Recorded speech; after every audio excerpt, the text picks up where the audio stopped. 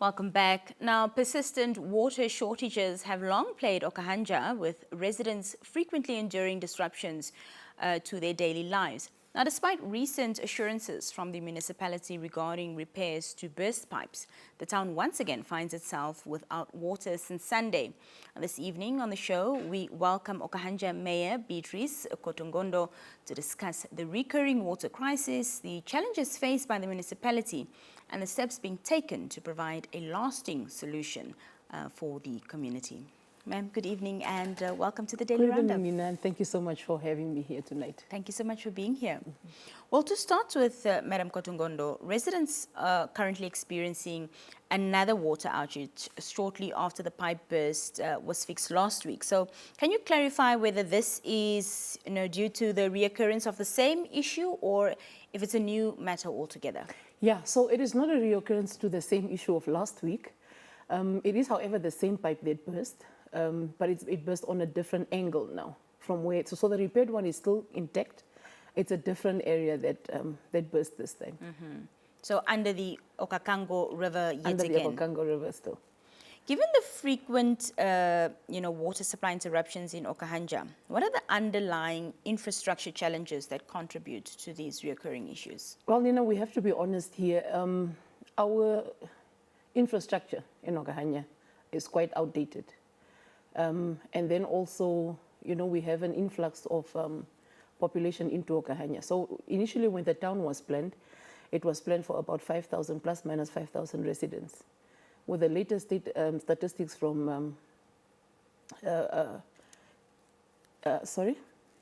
NSA, we have more than 30,000 residents currently in Okahandja. So the pressure that the pipes are currently experiencing is a little bit too much, plus the fact that they are very old. We saw the municipality react quite swiftly last week, when this specific a pipe burst due to the rainfall that was there. And then again, of course, today I understand that you're busy with this one again, trying to fix this different spot that has burst again. But however, residents have noticed that, that regular water shortages that happen don't receive the same swift attention. So could you explain the factors that influence the municipality's response time to these issues? Well, so with this current issue that we are facing since Sunday, we've had the team on board again. So immediately when we realized that the town is without water, our team went on the ground and they've been there, overnight during the day, so they are working in shifts. But now what we have is support from Dam Water. So we do not only rely on our own people, but we also rely on the support that we are getting from Dam Water as well. But within the residence itself, in most cases, you look at what are the most pressing issues or what are the most pipe bursts that need urgent, serious attention. So the bigger pipe bursts you attend to first, and then the smaller ones you attend to a little bit later. Why do we do this? Because we also do not have manpower to be able to attend to all of the pipe bursts, but we do gradually get to all of the matters. Maybe not as swiftly and as quickly as the residents would want it to happen, but we do attend to all of them. So are you saying that the water shortages that reoccur often in areas such as Federstal, Vergenoeg, all these other areas, the reason why they're not being fixed as quickly is due to manpower? Is that the only challenge that you're having? Yeah, okay, so we need to separate the issues because Federstal is a whole different issue on its own, and then Ekunde and the others are a whole issue on their own. So with Federstal was part of the initial planning of Okahandja. So it's a long-standing location that has always been there, an establishment that has been part of Okahandja. When you talk about Okahandja and you talk about Federstal, it's been there since inception of the town. Vergenoeg and all the other areas are areas that have been coming up as land grabbing have been happening in Okahandja. So municipality cannot turn a blind eye to the fact that there is land grabbing happening. So what you need to do is you need to be proactive in your approach now to try and see now how are we going to get water to these people, how are we going to get sanitation, how are we going to get electricity with the new locations that are always keep developing. Now with Federstal, how Federstal geographically is located, it is located more towards up steep.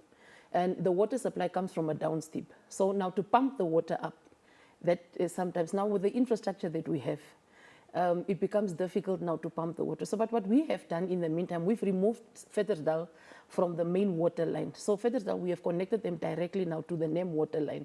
However, the NEM water line that supplies Vetterdal is the same one that goes under the Okahandja River. So it first has to come from NEM water, it comes to our main line, and then it starts supplying to the different areas. So that is why when this pipe burst now, it affected all the areas. The informal settlements, or Shetu 1, 2, 3, and 5 rand would not be so much affected, because what we have done as a municipality, together with the local brewery AB Inbirth, we have set up elevated water tanks. Now these elevated water tanks cost the brewery about 200 million. This was in partnership with the municipality. So they supply directly underground water to these settlements. So they are not as affected as the rest of the town is by this current water disruption that we are facing. Yeah. Also, in your recent re-election, you pledged to continue to, put efforts towards restoring Okahandja to the garden town for what it's always been known within the next 5 years. So how does addressing the water supply issues fit into the strategic vision that you had for the town?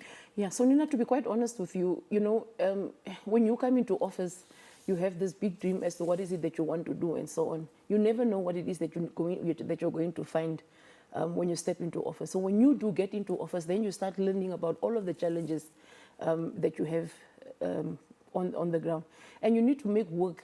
You need to find the positive out of these challenges. You need to try and find out how are we going to use these challenges to try and connect and see how do we get our partners involved? How do we get the business community involved? How do we partner up, with different agencies to try and see how best can we get to getting Okahandja back to its former glory. Now, in order for Okahandja to get back to its former glory, we need to now look at strategically replacing our infrastructure. And this will mean that we need to pump in a lot of money in order for us to be able to do that.